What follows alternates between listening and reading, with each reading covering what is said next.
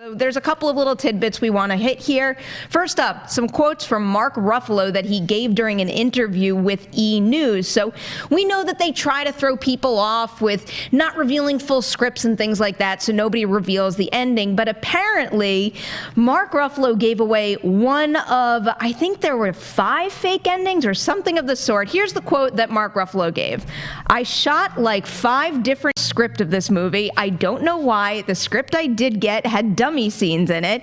He then points to Chris Evans and says he gets married in this. So yeah, I mean, when he actually says this, he could have said like, as in, you know, there was just a bunch of endings. We don't know if there's specifically 5, but apparently they did shoot something. And then on top of that, we also know that Avengers Endgame runs at a little over 3 hours. And usually what happens is you get a director's cut for a movie, and that cut is usually longer than the final cut. In this particular case, that wasn't true. Steve was recently talking to the Russo brothers at the Avengers Endgame press day, and here is what they told him.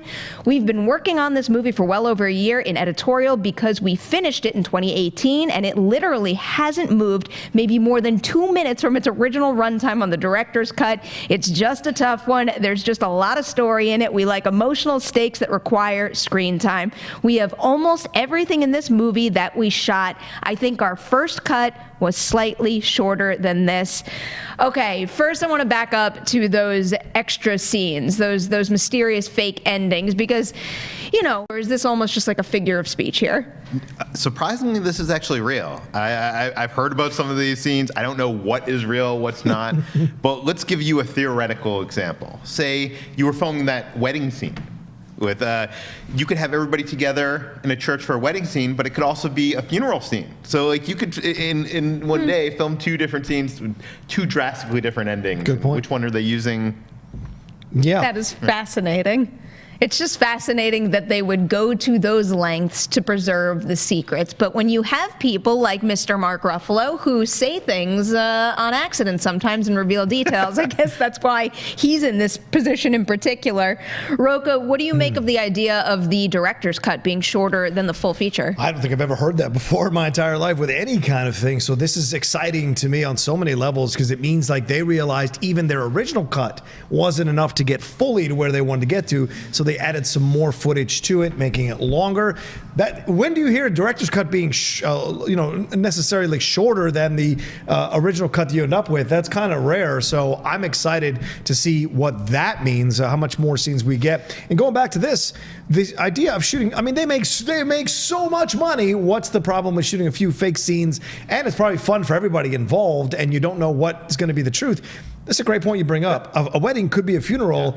Is the Cap's funeral on the right that where everybody's like afraid is going to happen, Cap's death, and then Falcon saying on the right or turn right, and then everyone breaks down and cries. So, and by the way, this isn't just to fool the actors. There's Right. hundreds of people of on the course. set. Production staff, yeah. Yeah, they want to keep it lock and key, with them. Because Tom Holland is good. If your premier actors are spilling stuff, what are the people below the line going to do in conversation and parties at bars or what have you? Fortunately, this time around, they have a reasonable excuse to keep him out of the marketing material, or at least the interviews where certain things can be spoiled. I also wanted to add a little bit that they said about deleted scenes. So at the point that Steve did this interview, they hadn't gone into editorial to assess all the cut footage just yet, but they estimated the length of deleted scenes will run closer to 5 minutes rather than 10, so not very much here. I just suspect that because recently we had reported that they had the ending of Endgame like long ago when they started working on Infinity War. So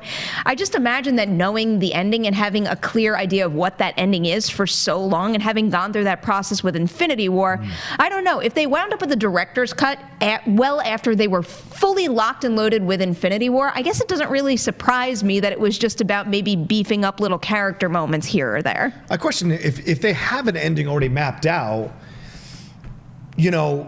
have they adjusted how they get there? That's the thing also to look at. Have they made any changes to get to that ending, or has that ending adjusted a little bit as they've gone along and seen the fans' reaction to certain things? I wonder. You can have everything mapped out ahead of time, but you just never know what fans are going to react to or not react to, and what storylines are going to present themselves, or what interactions may give you ideas for other things as you move along. You still may end up that ending, but I wonder how the process was like getting there. Somewhere 20 years from now, there's an incredible book about how the Russos did all of this with all the help of the directors and, of course, Kevin Feige and everyone at MCU. But it's exciting that they knew ahead of time, so let you know that they knew they were telling a way larger story than people might have given them credit for. And it should be said, too, that Marvel doesn't like people seeing stuff that wasn't supposed or didn't happen. Right. There's been a lot of stuff shot over the years that we have not seen in deleted scenes. And I know originally Banner was supposed to become Smart Hulk in Infinity War, and that was shot. We didn't get that right. So presumably he'll probably become that in this film, hopefully, maybe. A lot of people say that's the rumor, that when they're walking and there's that space, that it's him as Smart Hulk that they're saving to show in the movie. Yeah. Can you imagine how much money they would make if, after all is said and done with the MCU, like they officially closed the book, if then they had a screening and it was just a whole string of these deleted scenes, maybe the fake endings? I mean, I would pay good money to see that kind of stuff. Thoroughly agree. I don't know why they're not making like a special edition, like Peter Jackson style. Like, I would watch the 8-hour Infinity Wars special edition cut.